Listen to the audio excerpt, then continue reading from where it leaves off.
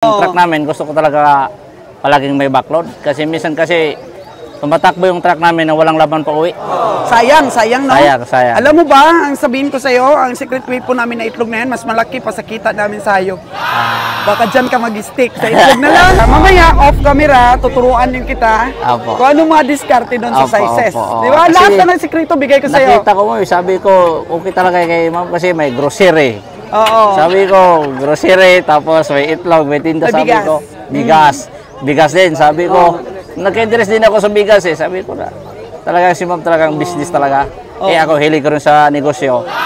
Kaya naisip ko, sabi ko, wala si empleyado yung asenso, nasa negosyo. Meron. Alam niyo mga kagandang buhay, napakasaya ko ngayong araw. Kasi mga negosyante nagtutulungan talaga yan.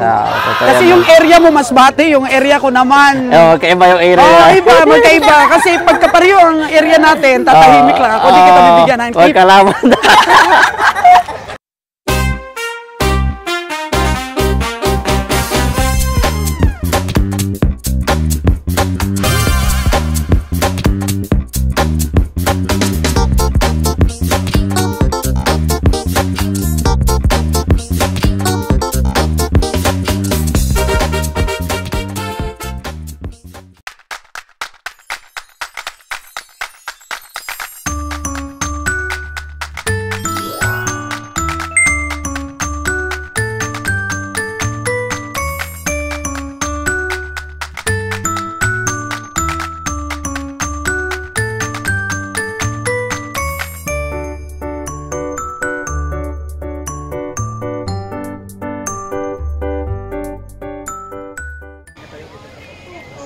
Yes, good morning mga kagandang buhay. It's 4 a.m. in the morning at dito po kami sa Basak Livestock Auction Market. Ilang metro lang po mula sa aming kubo dito po sa Gihulungan. So medyo matagal na pong hindi tayo nakabalik dito. Ang main talaga binibenta dito ay baboy at saka mga kambing. Malay mo may makita si Kabiyang Nalon na baka at mabili natin. So samahan niyo po kami ngayong umaga sa aming pong pagsipat at tingin-tingin ng mga kaganapan ng auction day dito sa Basak Livestock Auction Market. Si Kabiyang Nalon at si Kas ngayong umaga. At una natin makikita mga kambing. Dito po natin nabili ang ating kambing na si Madam.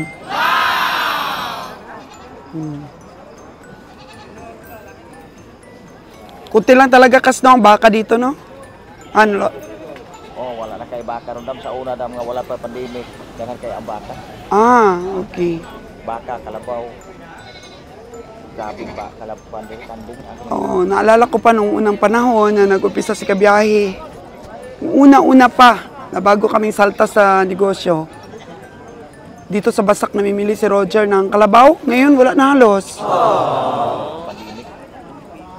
Okay.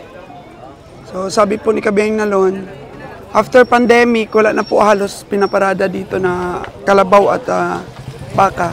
So almost kambing na po. So ang masasabi natin, mag-explore po tayo ngayon ng mga presyuhan ng mga kambing at baboy. Kasi nung nakaraan yun din po ang na-explore natin. Tingnan natin ngayon kung maganda ang presyo ng kambing para naman po sa kaalaman ng ating mga biyahidor na gustong mamili dito sa Negros. So isa po itong Basak na ma-recommend ko na puntahan ninyo kung kambing po at saka baboy ang inyo pong kailangan. Ang iba naman po ang ikinabubuhay, every auction day po dito ay ang pagbebenta po ng mga kape.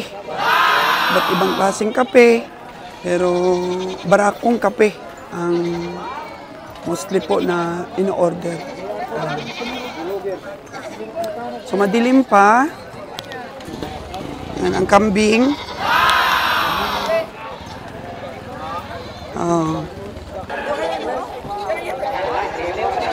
Medyo maulang umaga po ngayong araw ng Miyerkules. Maulang araw po ng Miyerkules. Kita natin.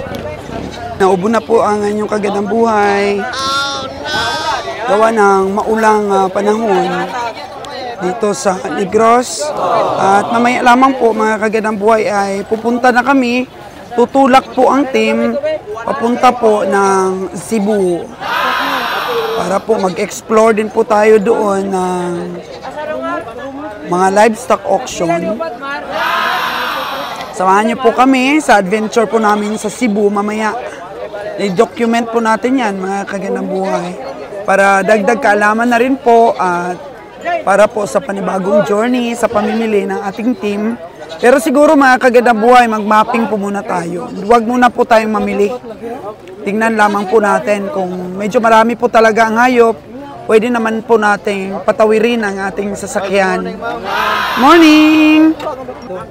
4-5 ate, 4-5. Magkano? 4-5. 4-5 daw yung isa. Makikita din siguro natin si Danny Boy dito po, mga kagandang buhay na taga Pangasinan. Kasi siya po ang malakas bumili dito po sa Basak Livestock Auction.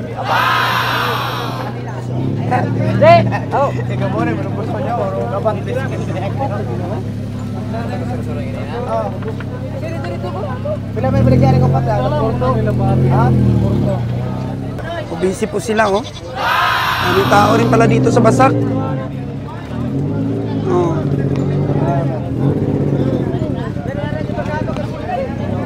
Maulan lang po kasi.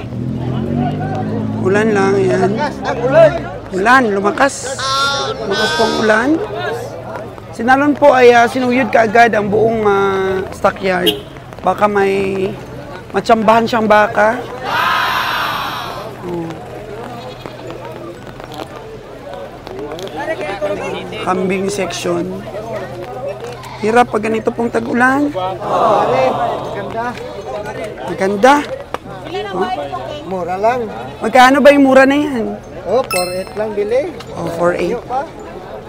4.8. Kasi usap-usapan po mga kagandang buhay, mura daw talaga dito ang kambing sa Basak compared to other livestock auction market. At dito po sa lugar, sa Gihulngan, medyo marami pong nag-aalaga ng kambing. Kalapit na lugar. Pangalagain ba yan? Pwedeng alagaan? Magkano isa? 7.5 po yung dalawa. Ayan, 7.5 yung dalawa.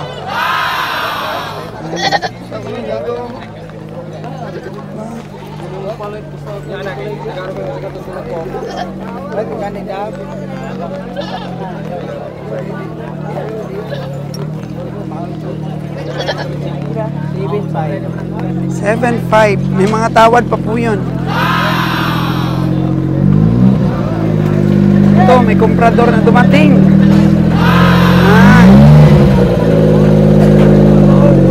Multicab.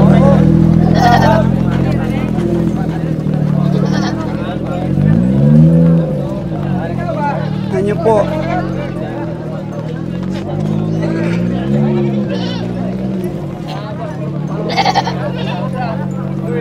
Maya lamang po maganda pong pagtatanong natin dahil medyo maliwanag na maya. Okay, sayo kayo. Okay. Lawan, walang ano talaga? Walang baka? Wala talaga. So kambing lang po talaga, oh. Kambing lang. So ayan. Dapat po kapag mamili ka dito ng mga kambing, 2:00 pa lang po, mga madaling araw, nandito ka na. Hello! 2:00 ng madaling araw. Kasi, kapag ganitong medyo tanghali na, yan, bukang liwayway na, yung mga komprador, puno na nila yung truck nila, kagaya po nito, oh. Puno na nila yung truck nila, halos naubos na nila. Halos mga 30% ng mga kambing na pinaparada dito. Hello, good morning po. Ayan na po, oh, puno na. Kasi 2:00 pa sila na madaling araw po dito. Yan. So, kung ikaw po ay gustong mag-negosyo ng kambing, Basak pa lang. talagang swak na para sa'yo. Ito po yung mga gold mine ng mga komprador dito po sa Negros. Para po sa kambing. Kasi medyo palugar-lugar din po ang pag-alaga ng hayop. Meron pong mga lugar dito sa Negros na maraming alagang baka o kalabaw.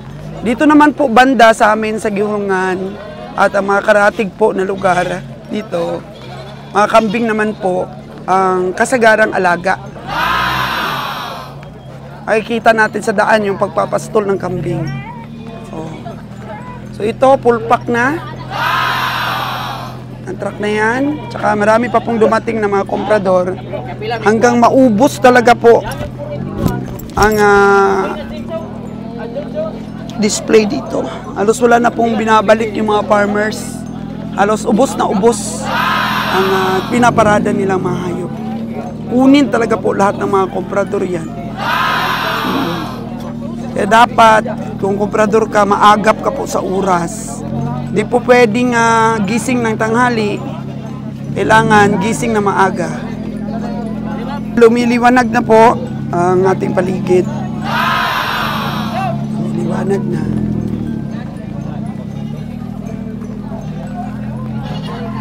Dong, saan papunta mga kambing nyo, Dong?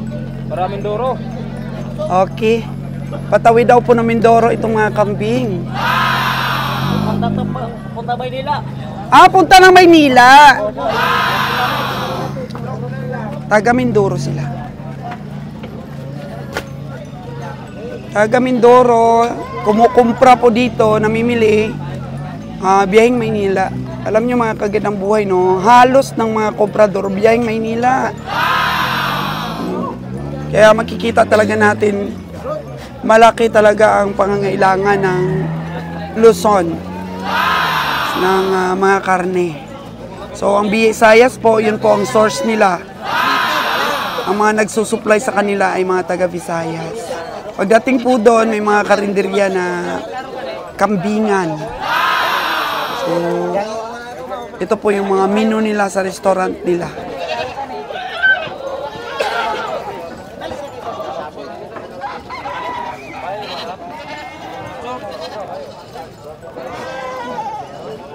Dati po, no, si Kabeng Roger, basak talaga. Nagbibigay rin kami ng kambing dati sa lugar ni Sir Mark Lutilla. Doon po namin nilalagay ang aming mga kambing. Tapos may mga pumupunta lang po ng mga komprador po doon para po mamili sa aming mga kambing. Siguro po nasa mga 15 years ago po yun. At naalala ko dito po sa Basak namimili si Kabiyahe. Pero may mga kalabaw din siya po na nabibili dito at saka baka. So, ang dinadala po ni Kabiyahe sa Batangas is kalabaw, baka at saka kambing. So, iniiwanan lang po namin doon sa kural ni Sir Mark Lutilla. Tapos kukuha po ng itlog. Ang aming truck uuwi na naman. Ito po si Cass at saka si Nalono. Kitang-kita na yung mga mukha ninyo. Maliwanag na. Nakapayong po mga kagandang buhay. Boss, saan papunta yung kambing mo? Manila din po. Ayan o. Nilalagyan ng tanda para wag magkahalo-halo po. Ayan. Ayan, ginugupitan. Mga initial name. Para di po maghalo-halo sa mga kambing ng iba. Gunting lang na maliit kasi po bawal sugatan ang balat ng ating mga hayop. Pinagbabawal na po yun. So, ayan po. Letter E po ang gagawin ni boss. Letter E. Yan. Mga nasa ilang kambing na po itong nabili niyo, boss? Mga ilan pa lang? 20 pa lang po. Ayan. 20 pa lang ang nabili ni boss. Ganito kalaking kambing, boss. Magkano na yan? 4-5 po ito. 4-5 po ito mga kagandang buhay. Ano, 20 na. Nabili ni boss. Sinalon, mag-alaga rin ng kambing para may mabenta rin tayo dito sa Basak.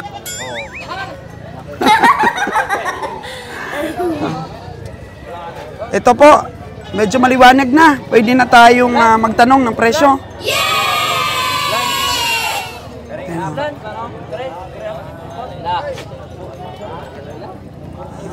Inaalok na, alok na. May live si madam, makita to.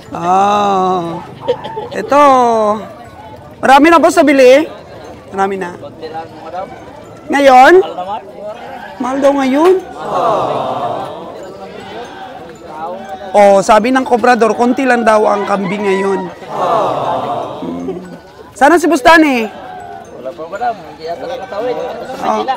Hindi nakatawid. Pero sa'yo ba yun, boss? Puno na yun Ito Sabi niya, RM. Oo, RM. Sa kanila pala yun. Tapos, Followers ako ni madam. tapos sabihin nyo, konti lang ang kambing. Wala pala dito si Dani. Inubos mo na. Baka ito di madam, baka. Baka kasi binibili namin. Baka. Mga kambing, marami din nagre-request na mag-feature tayo ng... Ano rito, nagbibita rito si madam ng itlog. Talagang subscriber ko ito nanonood. Nagbibenta daw ako ng itlog. Boss, kasagaran, mga anong presyo yung binibili mo?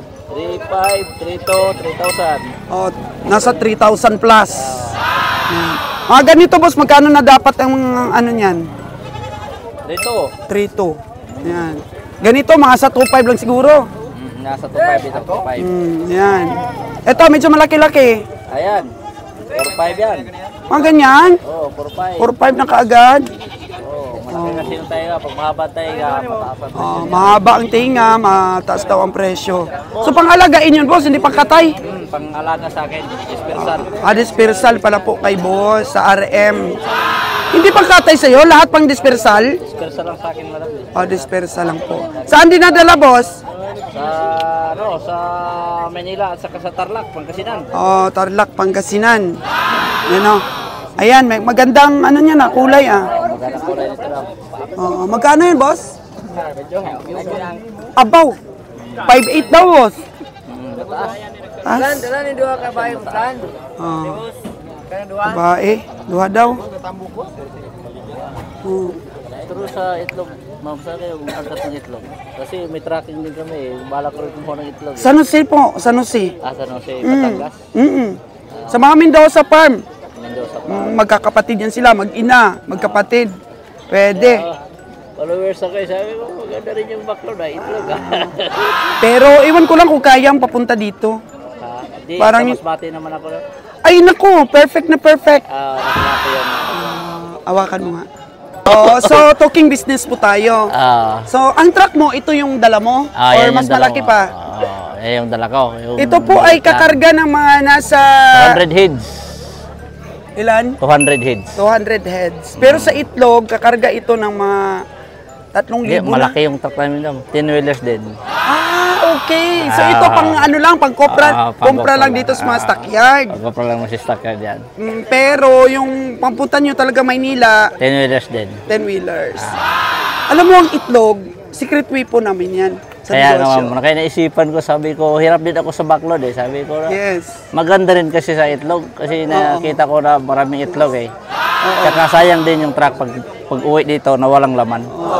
Kaya naisipan ko na talagang gusto ko talaga mag-backlog ng kahit ano, basta mayroong dala talaga pa uwi kasi sayang yung biyahe. Sige, Walang bigyan kita ng number ng supplier ko para hindi ka na mahirapan. Okay po ma'am. Bigyan kita mamaya. Opo. Kasi sila, ang nagustuhan ko kasi sa supplier namin, kahit anong schedule mo, magpa-schedule ka lang. Kasi yung iba naming supplier dati, every week dapat pipick up ka sa kanila. Oo. May slot ka talaga. Oo. Dito naman, nag-stick ako dito sa aking supplier dahil, halimbawa, hindi ako makapick up ngayong linggo, mga every 10 days ako or every 5 days. Basta tumawag ka lang sa kanila, i-allocate ka nila. Hindi ba sila masilan? Oo, yan ang maganda ma'am. At saka ma'am, kung mag-backlog man ako, isang load din ng 10 wheelers. Oo. Yun din ang... Pero ang advice ko lang sa'yo, kung halimbawang baguhan ka pa lang, kahit mga 3,000 lang muna. 3,000 Kasi ma'am. ang itlog ay may time duration. Time So kung wala ka pang suki, dapat umpisa ka muna sa sa konti lang muna. 3,000. Kasi baka di mo ma-dispose, Oo, yun din. mabubukan ka. Isa din yan. Di ba? So ang gawin mo ngayon, mapping ka muna doon, mas bate, no? Mas bate po. Mapping ka muna ng market mo doon. Magiging market mo ng itlog doon. Oo, yun din ang ano ko. Isa din kasi yung truck namin, gusto ko talaga palaging may backlog. Kasi minsan kasi, tumatakbo yung truck namin na walang laman pa uwi. Sayang, sayang, no? Sayang. Alam mo ba, ang sabihin ko sa'yo, ang secret way po namin na itlog na yan, mas malaki pa sa kita namin sa hayop. Baka dyan ka mag-stick sa itlog na lang. kahit walang kambing, basta may itlog. Okay rin ito ma'am kasi papunta doon, kambing. Pauwi, itlog. Kagaya sa amin talaga. Katulad sa inyo ma'am. Kasi nakikita ko yung live nyo, 2 10-wheelers, baka naman. Pauwi, Thank you itlog, so much. sabi ko. Na-inspire natin po. Sir, ano nga pangalan mo, sir? Roland. Roland, kasi RM, no? RM. So, napakaganda pong combination yan, ang mag-backload ka ng itlog. Doon ko nakikita ma'am, yung sa amin naman, may beef feeds kami. May backload din na feeds, kaso lang hindi palagi. Minsan mayroon, minsan wala. Kasi dalawa din yung 10-wheelers namin, gusto ko palitan din. Tapos, siyempre, gusto ko na uwi talaga, may laman talaga. Kasi sayang ang biyahe. Tama, totoo yan. So, mas maganda pa boss kung magkaroon ka ng store na puro itlog. Kaya nga ma'am, bala ko sa Masbate rin na magtayo rin ng outlet ng itlog talaga. Para puntahan ka ng mga viewers o mga customers mo. Mag-vlogs ka na rin para malaman nila. Malaki pong naitulong ng social media ngayon. Kaya nga ma'am, high-tech na tayo. Nakikita ko nga sa iyo ma'am, sabi ko, ito yun ito yung pinapanood ko doon sa tabo ng mga auction market dito sa Negros, baka. Tapos nag-ano ka ng baka, nagpapakatay kayo ng baka. Siyempre, dito din ako, ito rin yung linya ko, ito rin hilig ko. Kaya naisip ko na, nung nakita kita, sabi ko na, ito yung si Madam. Bigyan kita, huwag tayo mag-alala kasi mahirap din maghanap ng legit na supplier ng itlog na mabibigyan ka ng magandang presyo. Tama po. So, bigay ko sa yung supplier ko, matutuwa yung supplier ko na yon para explain ko rin sa iyo mamaya na ang itlog nila ay assorted. Assorted yung itlog nila. So, pag sinabi natin assorted, nandyan lahat ang size. Small, PL, medium. Pero yung nakabukod naman yung small, no? Yung ibubukod naman nila. Small, pag medium. Ibubukod naman nila. Mamaya, off camera, tuturuan din kita kung anong mga diskarte doon sa sizes. Di ba? Lahat ka ng sikreto bigay ko sa'yo. Nakita ko mo, sabi ko, okay talaga kay ma'am kasi may grocery. Oo. Sabi ko, grocery, tapos may itlog, may tinda, sabi ko, bigas. Bigas din, sabi ko, nag-interest din ako sa bigas sabi ko na, talagang si ma'am talagang business talaga. Ako hilig ko rin sa negosyo. Kaya naisip ko, sabi ko, wala si empleyado yung asenso, nasa negosyo. Tama yan. So, very good. Naisip mo yung backloading. Usap tayo mamaya. Kasi marami ka pang bibilhin at marami pang marami pang naghihintay sa'yo. Sipat muna tayo. Opo ma'am, thank you po. Ano ito ma'am? Dala muna, para marinig natin yung sipat mo kahit mga 10 minutes. Okay, sige po. Okay. Sige po. Ito, magkano sipat mo nito? Ito ma'am, yung pag sa akin ma'am, nasa 4,000. Tama kaya ang sipat niya dong? 4,000 daw sabi ni sir. Pero sa inyo ma'am, iwan ko lang kasi iba-iba yung sipat ng tao. Pero sa akin, kung sa akin to, 4,037, ganun. Mula sa 3,700 to 4,000 para naman matubuan mo sa dispersal.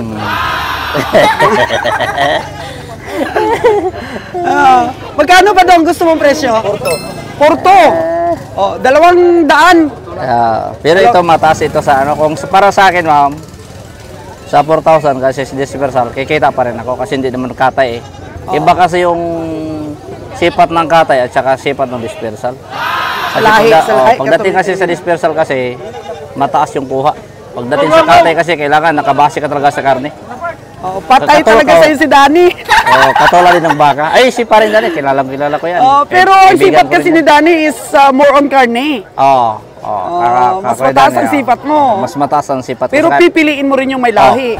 Hindi rin, ma'am, sa akin naman, pilitin ko lang yung mataba. Hindi ako tumitingin sa lahi. Okay lang sa akin, basta mataba yung kambing, healthy. Pasok na sa akin yun. Okay, nakakuha din tayo ng tip. Pero kagaya nito. Katulad nito.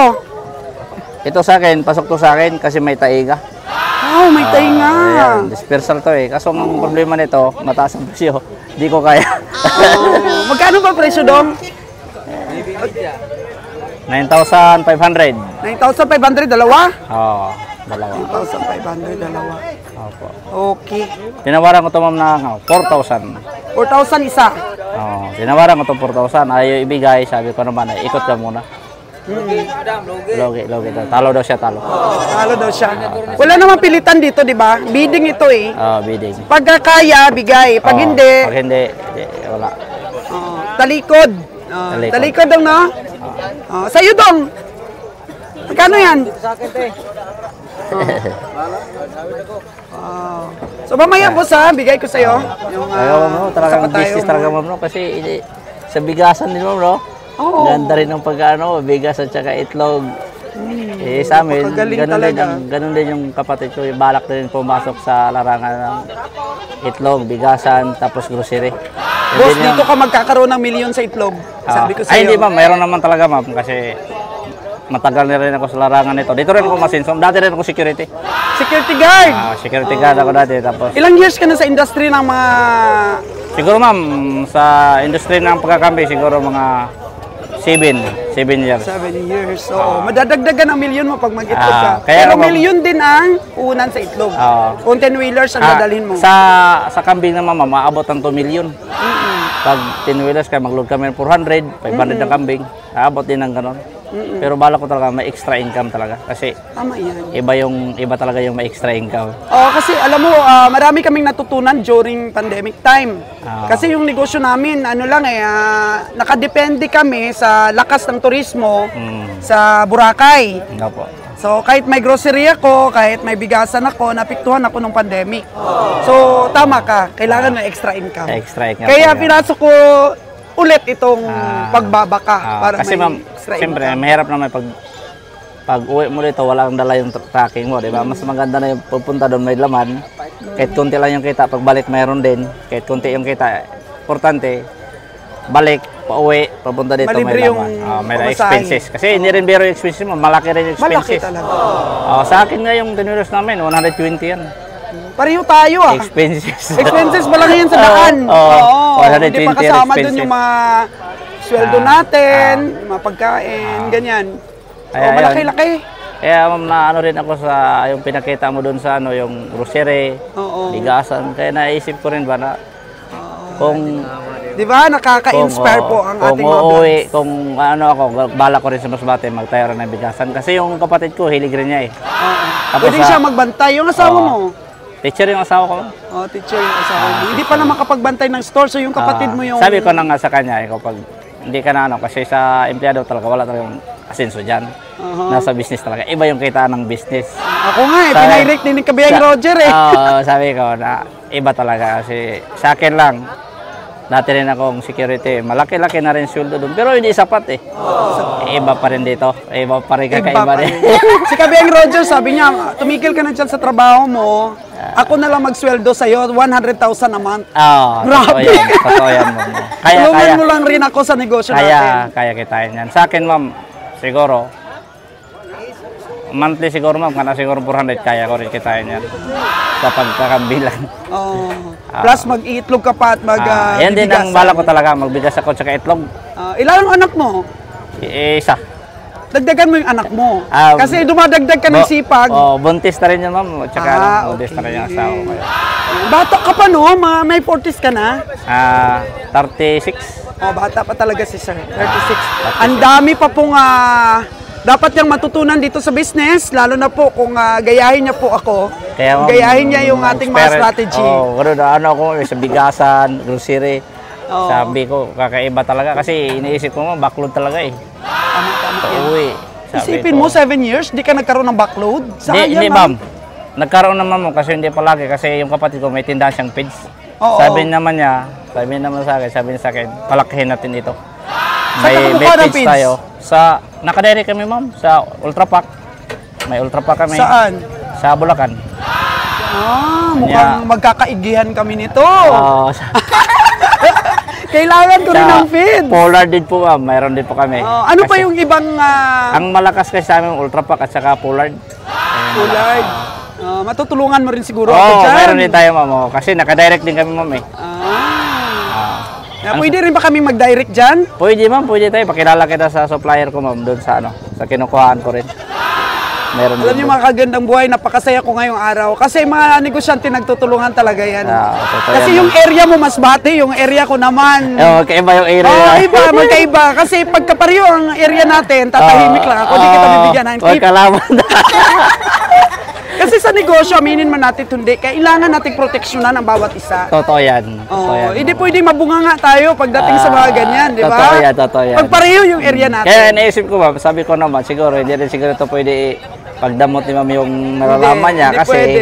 Kasi iba yung area namin. Yes. Oo. Pero pag pareho yung area natin, sorry ka na lang. Oo. Kasi kailangan nating proteksyonan ang ating mga negosyo. Totoo yan ma'am, totoo yan. Kasi gagawa ka ng sarili mong kompetensya, pag pareho kayong lugar, hindi pwede. Kaya hindi talaga maiwasan ma'am, yung mga kaibigan ko dati, yung tao ko dati, umalis, nagsarili. Ganun talaga choice yan. nila yan. Sabi ko naman sa kanila, pag-iihan nyo lang kasi sa negosyo talaga, kailangan talaga, long term talaga. At saka hindi ngayon lang.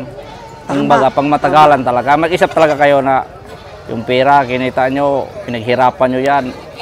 Iipunin nyo yan, palakihin nyo yan para pagdating ng araw, yan yung mag-ano sa'yo ng tagumpay. Siyempre, ma'am, lalaki na yung pera mo, lalaki na rin yung business mo. Paano ka nag-umpisa, sir? Kasi from security guard. Oo. Di ba, ito talaga, tutuusin talaga. Business ito ng tatay ko. Tapos nung nawala siya, nahirapan ako. Kasi naubos yung kapital. Yes. Ano, Siyempre, ito talaga kay papa mo talaga. Sa tatay ko. Binuhay ka nila. Ito yung, ito yung pinalaki sa amin. Saan siya nagkukumpra dati? Dos Masbate lang po, ma'am. Hindi pa kami nakakarating dito kasi wala pa kami tracking eh. Yes, oo. Nakisakay lang kami kay Danny. Yung sinasabi mo si Paring Danny. Yun yung nauuna eh. Oh, matagal ko na rin kilala si Danny. Di ba gulay yan? Oo, nagsusupply din kasi sa amin. Kaya, yun ang inaano ko, sabi ko naman, na huminto, nawala yung kapital, tapos pumunta kami sa Manila, nag-security ako. Tapos nung bumalik ako, sinabi ko na hindi talaga sapat yung kita na security. Kasi na-influence ka ng tatay mo, nakita sabi ko mo naman, talaga. pinag-aral kami. Sabay kami pinag-aral ng tatay ko. Sabi ko, pero bata pa na wala ang tatay mo. Bata pa ma'am kasi na-aksidente ng motor. Tapos nung nawala siya, sabi ko naman, naramdaman ko yung hirap sa Manila. Sabi ko naman, mag-ipon lang talaga ako. Sa awa ng Diyos ma'am, sa security, sabihin ko sa'yo, nakaipon din ako ng malaki-laking pera. Wow. Kasi ito na yung mindset ko eh. Pag uwi ko ng probinsya, hindi na ako babalik ng Manila. Ito na yung... Binata ka pa that time? Tahakin ko na business. Yes. So, paano ka nagsimula? Kaya yun ma'am, kung umuwi ako dito ma'am, sabi ko naman, babalik ako sa pagkikikami. Kaya may pera na ako ma'am eh. Nakakaipon ako sa security. 50 piraso ma'am.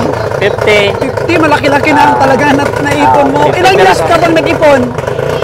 Sa security ma'am, nakakaipon ako nun. Pero hindi ko lang tinudo, siyempre. Nananibago ko sa kampi, siyempre ano pa ako, baka mamaya, pag uubusin ko yung pera ko. 5 years ka? Oo, pag uubusin ko, 8 years ako nag-security ma'am. As 8 years? No, nakaipon ako ng mga malaki-laki rin, kaya umuwi ako din sa amin. Kasi sabi ko naman, nasa negosyo talaga ang pera, wala sa empleyado. Tama yan. Tama. Kaya yun, sa awa ng Diyos, ito yung napili ko, kasi ito rin yung hili ko, kahit... So, mas bati lang bumibili, mas bati rin ang disposal o pumunta ka na nakagad Hindi ng ma'am, Luzon? kasi hindi na kasi sapat ng supply ng Masbate, kaya napunta ako dito. To Manila talaga. Dito na, pupunta na ako ng Negros, Mantalongon. Hindi pa kaya na pupunta ng Mantalongon, may malaki auction market din sa Mantalongon, Barili. Doon niya kami pupunta mamaya.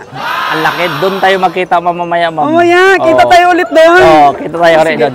Anong oras ba kayo aalis para sabay na kami? Madaling araw, ito ma'am, uuwi ito muna sa Bugo. Okay. Uuwi ito, tapos babalik ito, dito naman Talongon. Kasi ibababa ito yung kami namin. Napaka-timing ng pagkakilala natin. Kasi papunta rin kami mamaya talaga. Ang Talongon ma'am, isa yan sa pinakamalaking auction market sa Cebu. Makikita mo lahat ng kambing dyan. Siguro itong kambing na to, wala to. Walang sinabi ito. Malalaki yung kambing doon.